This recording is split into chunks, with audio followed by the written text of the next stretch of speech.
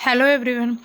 अगर आप भी मल्टीग्रेन आटे का यूज़ करते हैं तो आप भी सावधान हो जाइए। इससे रिलेटेड बहुत बड़ी खबर सामने आ रही है कि कब्ज ही नहीं मोटापा भी बढ़ा सकता है मल्टीग्रेन आटा। कई तरह के अनाज को मिलाकर तैयार किया गया मल्टीग्रेन आटा खाने से व्यक्ति की सेहत से जुड़ी कई तरह की समस्याएं दूर हो सकती हैं। बावजूद इसके कि आप जानते हैं कि मल्टीग्रेन आटा सेहत को सिर्फ फायदे ही नहीं बल्कि कई बार कुछ गंभीर नुकसान भी पहुंचा सकता है। तो आइए जानते हैं। तो देखिए, हम मल्टीग्रेन आटा क्यों खाते हैं कि जो भी कई तरह की व्यक्ति की जो सेहत से जुड़ी समस्याएं होती है, हम हेल्दी रहने के लिए ये मल्टीग्रेन आटे का यूज़ करते हैं। लेकिन अगर मल्टीग्रेन आटे का यूज़ एक लिमिट से ज़्यादा तक किया जाए तो फिर उसके भी बहुत से नुकसान होते हैं। तो आइए जानते हैं क्या नुकसान है। मल्टीग्रेन आटा खाने के साइड इफ़ेक्ट्स क्या हो सकते हैं। बदलती जीवन शैली के साथ लोगों की खान पान की आदतों में भी काफ़ी बदलाव आ गया है। तो जो पहले के समय के खाने थे और आज के अगर हम खाने देखते हैं उनमें ज़मीन आसमान का अंतर आ चुका है।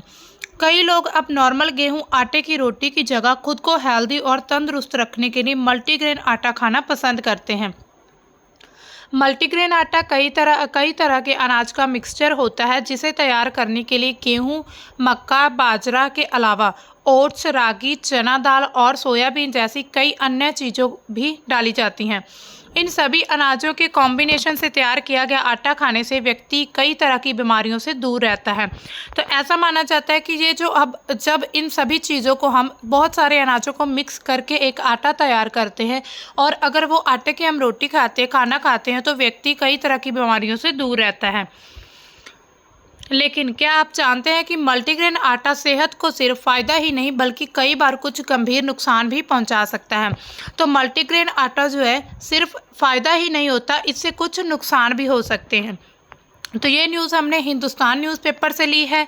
तो आइए देखते हैं पूरी इस न्यूज़ में क्या बताया गया कि पाचन संबंधी इससे रिलेटेड जो भी समस्याएं हो सकती हैं। अब हम उन समस्याओं के बारे में बात करेंगे जो कि मल्टीग्रेन आटा खाने के बाद से हो सकती हैं। मल्टीग्रेन आटे में मौजूद हाई फाइबर पाचन संबंधी समस्याएं पैदा करके पेट में गैस, सूजन या असहजता का कारण बन सकता है। अगर आपका पाचन तंत्र पहले से ही संवेदनशील है तो मल्टीग्रेन आटा खाने से परहेज करें। तो जो मल्टीग्रेन आटा खाने से पाचन संबंधी समस्याएं हो सकती हैं जिसमें गैस हो सकती है, सूजन हो सकती है पेट में और असहजता का कारण हो सकता है। कब्ज संबंधी समस्याएं हो सकती हैं। कई बार मल्टीग्रेन आटे में मौजूद उच्च फाइबर व्यक्ति के लिए कब्ज का कारण भी बन सकता है। एक्चुअली आटे में मौजूद फाइबर आंतों में रुककर मल त्याग में कठिनाई पैदा कर सकता है। जो मल्टीग्रेन आटे में जो फाइबर्स होते हैं उससे क्या होता है, डाइजेशन सिस्टम होता है उसमें दिक्कत आ सकती है। एलर्जी की समस्या हो सकती है। मल्टीग्रेन आटे को तैयार करते समय इसमें कई तरह के अनाज मिलाए जाते हैं, लेकिन कई बार कुछ लोगों को किसी खास अनाज जैसे कि ग्लूटेन युक्त गेहूं से एलर्जी हो सकती है जिससे त्वचा पर चकत्ते, खुजली या पेट की समस्याएं हो सकती हैं। अब देखिए, मल्टीग्रेन आटा में बहुत सारी चीज़ें मिलाई जाती हैं, मतलब बहुत सारे अनाज मिलाए जाते हैं। हो सकता है किसी व्यक्ति को किसी एक अनाज से एलर्जी हो तो वो भी मल्टीग्रेन आटा में मिक्स हो ही जाएगा। तो इस वजह से उस जिस व्यक्ति को एलर्जी कई को होती है, जैसे ग्लूटेन युक्त गेहूं जो होते हैं उनसे एलर्जी होती है, तो क्या होगा कि मल्टीग्रेन आटा खाने से उस व्यक्ति को खुजली टाइप कुछ चकत्ते हो सकते हैं और पेट की समस्या हो सकती है और एलर्जी भी हो सकती है। मोटापे का जोखिम भी रहता है इससे। मल्टीग्रेन आटे से बनी चीज़ें जैसे कि ब्रेड या बेकरी आइटम्स अगर उन्हें सही मात्रा में और सही तरीके से नहीं खाया जाए तो वे मोटापे का कारण बन सकती हैं।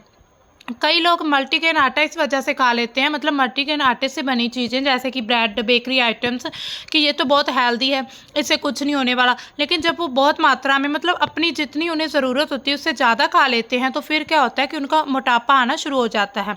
इसका मुख्य कारण क्या होता है कि चीज़ें अक्सर अधिक कैलोरी युक्त होती है।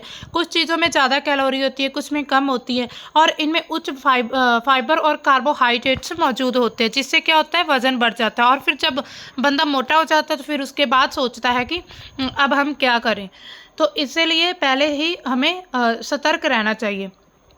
पोषक तत्वों का अवशोषण कम होता है। जैसे कि मल्टीग्रेन आटे में मौजूद विभिन्न अनाजों का मिश्रण पोषक तत्वों के अवशोषण को जटिल बना सकता है। इट मीन्स जितने भी उनमें जो पोषक तत्व होते हैं जो विटामिन या फिर कुछ भी मल्टीग्रेन आटे में जितने भी पोषक तत्व होते हैं उनको जब एक साथ में मिलाया जाता है तो हो सकता है किसी एक पोषक तत्व की जो हमें एनर्जी मिलनी होती है, जो कुछ बॉडी को चाहिए होता है, वो पूरी तरह से ना मिले। कुछ अनाज में ऐसे यौगिक होते हैं जो कुछ खनिजों के अवशोषण को रोक सकते हैं।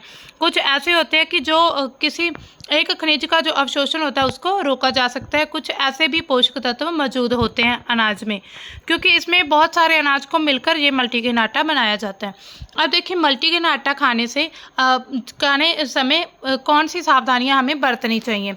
सबसे पहले पाचन समस्याओं वाले लोगों के लिए, जिनको पाचन की समस्याएं रहती है, जिनको डाइजेशन में प्रॉब्लम रहती है, जिनको पेट से रिलेटेड जो भी बीमारियां होती हैं, उन्हें क्या करना चाहिए कि यदि आपको पाचन संबंधी समस्याएं हैं, जैसे कि कब्ज है, IBS है या पेट फूलना है, तो मल्टीग्रेन आटे का सेवन सीमित करना चाहिए और डॉक्टर से सलाह लेनी चाहिए। बिना डॉक्टर की सलाह के किसी अपने दोस्त के या किसी और घर वालों के कहने पे ये मल्टीग्रेन आटा नहीं खाना चाहिए। हमें पहले डॉक्टर की सलाह ले लेनी चाहिए और इसका जो आटे का सेवन है वो बिल्कुल सीमित होना चाहिए, जितना कि हमें ज़रूरी है।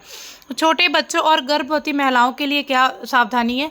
छोटे बच्चे और गर्भवती महिलाओं को मल्टीग्रेन आटे का सेवन सीमित करना चाहिए या डॉक्टर से सलाह लेनी चाहिए। तो किसी भी प्रकार का अगर हम अपने भोजन में कोई नया आहार अगर शामिल करते हैं, उससे हमें डॉक्टर से सलाह ले लेनी चाहिए। मल्टीग्रेन आटे की मात्रा कितनी होनी चाहिए। एक दिन में अधिक मात्रा में मल्टीग्रेन आटे का सेवन ना करें। ऐसा ना हो कि एक दिन में आप मल्टीग्रेन आटे से बनी बहुत सारी चीज़ें खा लें, साथ में रोटी भी खा लें और ब्रेड भी खा लें, कुछ और भी खा लें जो बेकरी आइटम्स होती हैं, तो ऐसे में प्रॉब्लम्स हो सकती है आपको। एक दिन में सिर्फ एक लिमिटेड सी चीज़ ही खानी चाहिए मल्टीग्रेन आटे से बनी हुई। और यहाँ पर देखिए पिक्चर लगी हुई है कि मल्टीग्रेन आटा कौन कौन सी चीज़ों से बना होता है। ये देखिए, ये सभी अनाज यहाँ पर दिखाए गए। सभी अनाजों को एक साथ से ना खाएं। जितने भी अनाज होते हैं, अलग अलग अनाज को अलग अलग समय पर खाने की सलाह दी जाती है, क्योंकि वे अलग अलग तरीके से पचते हैं। तो देखिए, अभी एक मतलब जितने भी अनाज होते हैं ना, सभी का जो पचने का जो समय होता है वो अलग अलग होता है। इसी तरह से उनका तरीका भी अलग होता है। तो इसी तरह से सभी अनाज को एक साथ में नहीं खाना चाहिए। तो हमें डॉक्टर से भी सलाह ले लेनी चाहिए। यदि आपको कोई स्वास्थ्य समस्या है या आपको संदेह है कि मल्टीग्रेन आटा आपको नुकसान पहुंचा रहा है, तो तुरंत डॉक्टर से सलाह लें। अगर आपको ये फील हो रहा है कि मल्टीग्रेन आटा खाने से आपको कुछ प्रॉब्लम्स हो रही है, कुछ दिक्कत आ रही है, तो आपको डॉक्टर से सलाह ले लेनी चाहिए। तो ये थी हमारी आज की न्यूज़, जो कि बहुत इम्पॉर्टेंट है। अगर आप अपनी हेल्थ के प्रति बहुत ही ज़्यादा संवेदनशील है, तो आपको ये न्यूज़ ज़रूर इस पर ध्यान देना चाहिए कि जो मल्टीग्रेन आटा आज हम लोगों की देखा दिखाई में बहुत से ऐसे होते हैं, जैसे लोग जिम जाने के लिए या उससे लिए भी, और घर पे मतलब हेल्थी रहने के लिए खुद से ही ऐसे कहीं से भी नेट से या कहीं से भी देखकर चीज़ों का यूज़ करना शुरू कर रहे हैं। लेकिन ऐसा नहीं करना चाहिए। हमें पहले किसी अच्छे डॉक्टर की सलाह ले लेनी चाहिए, उसके बाद ही हमें अपनी स्वास्थ्य संबंधी कुछ भी जो भी अपना भोजन है उसमें चेंजेस करने चाहिए। ऐसे बिना पूछे, मतलब बिना डॉक्टर की सलाह के ऐसे कोई भी अपने खाने में चेंजेस नहीं करने चाहिए। पहली बात तो यह है कि अगर आप कुछ भी नया खाना यूज़ कर रहे हैं ना, नया खाना अपने खाने में ऐड कर रहे हैं, कुछ नई आइटम, तो उसको पहले कुछ लिमिट तक खाएं। उसको ऐसे नहीं फर्स्ट बार अगर लिया तो बहुत ही मात्रा में खा लिया, उसको थोड़ी कम मात्रा में खाएं, क्योंकि शरीर को भी पता चले पहले कौन सी चीज़ें उन्हें पच सकती हैं, कौन सी नहीं। तो इसी तरह से मल्टीग्रेन आटे का भी यूज़ करना चाहिए बहुत सावधानी से। तो ठीक है दोस्तों, मिलते हैं हम अपनी नेक्स्ट न्यूज़ में। तब तक के लिए bye and thanks for watching.